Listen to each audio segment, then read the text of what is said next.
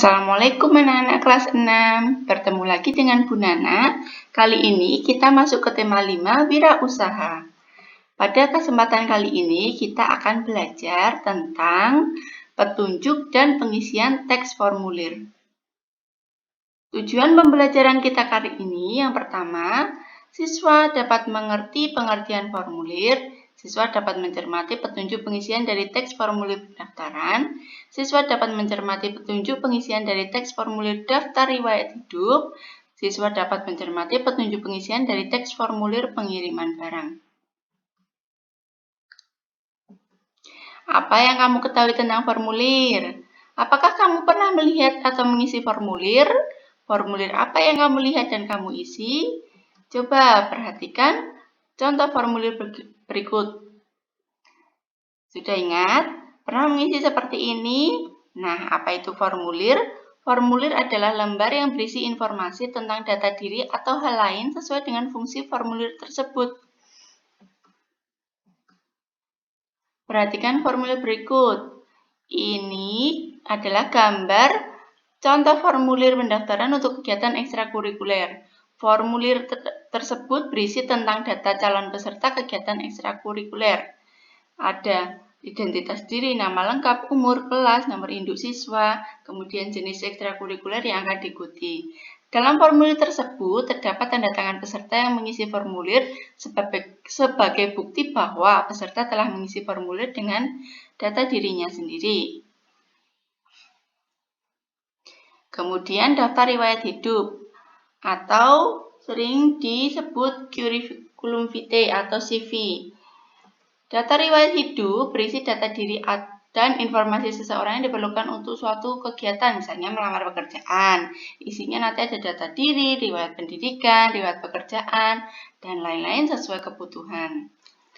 Contohnya seperti gambar berikut. Nah, ini contoh daftar riwayat hidup. Coba kita perhatikan petunjuk pengisian daftar riwayat hidup. Data pribadi, silakan cantumkan data pribadi, nama lengkap, alamat lengkap, kode pos, nomor telepon, jenis kelamin, tempat dan tanggal kelahiran, kewarganegaraan, dan agama. Bidang yang diminati, tuliskan bidang yang kamu minati. Misalnya pendidikan, sosial, ekonomi, seni. Nah, riwayat pendidikan, tuliskan riwayat pendidikan yang pernah kamu tempuh. Karena kamu sekarang masih SD, berarti pendidikan yang pernah kamu tempuh adalah TK, TKA, TKB.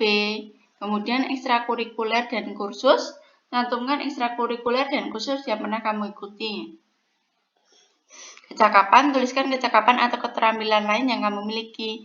Kemudian di kesimpulan, tuliskan di bagian kesimpulan sikap dan keterampilan yang menonjol dalam dirimu yang mendukung bidang yang kamu pilih. Kemudian formulir pengiriman barang. Tahukah kamu bahwa banyak usaha kecil dan menengah mengirim barang-barang mereka kepada konsumen melalui jasa kurir? Mungkin kamu juga pernah menerima atau mengirimkan barang ya. Nah, sebelum mengirimkan barang kepada konsumen, biasanya penjual mengisi formulir terlebih dahulu.